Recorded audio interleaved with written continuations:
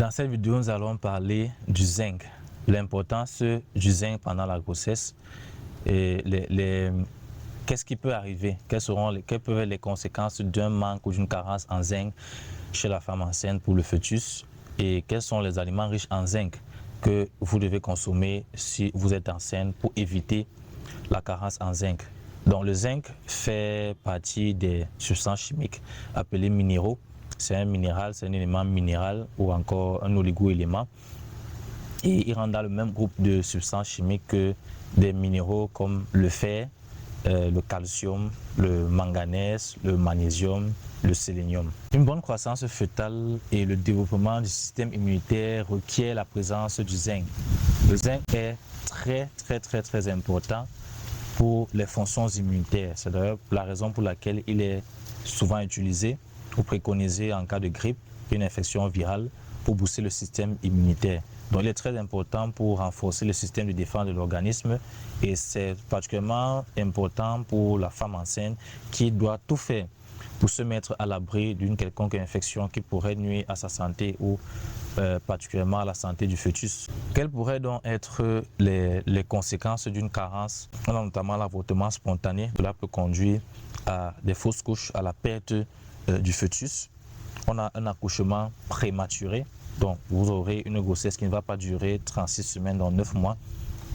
L'enfant va sortir avant les 9 mois, grossesse prématurée. Vous pourrez avoir des complications lors de l'accouchement et vous pourrez avoir des malformations congénitales. Donc, l'enfant va naître avec des organes qui auront des structures défectueuses, anormales. Pour éviter de se retrouver dans de telles situations, il est préconisé de consommer davantage d'aliments riches en zinc.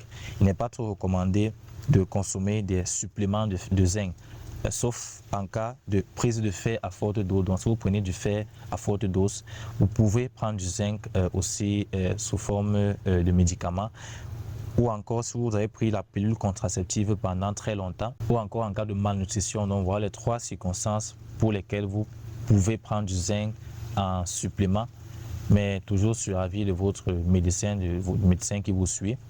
Mais toutes les femmes les femmes enceintes sont appelées à consommer des aliments riches en zinc pendant la grossesse, notamment le sésame, les graines de sésame, le haricot, la noix de cajou, les graines de couche et les germes de blé.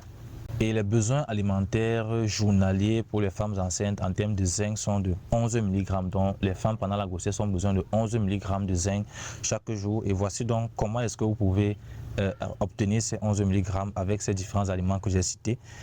Si vous consommez ces 11 mg peut vous être apporté par 9 cuillerées de germes de blé grillé, 239 g de graines de sésame, 144 g de graines de couche, 196 g de noix de cajou, 482 g, soit environ 2 tasses de fèves ou de haricots cuits, 2,75 litres de lait, bien qu'il ne soit absolument pas évident de consommer jusqu'à pratiquement 3 litres de lait par jour et cela n'est même pas recommandé, mais vous pouvez quand même intégrer du lait dans votre alimentation.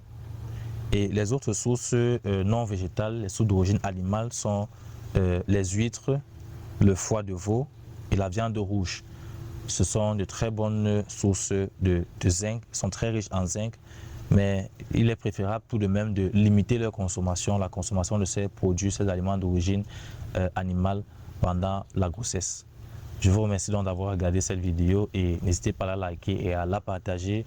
Et je vous invite à regarder les autres vidéos que j'ai déjà faites sur la grossesse et l'allaitement pour en savoir davantage. Merci aussi de vous abonner à ma page Facebook et à ma chaîne YouTube afin de m'encourager dans le travail de sensibilisation que je fais.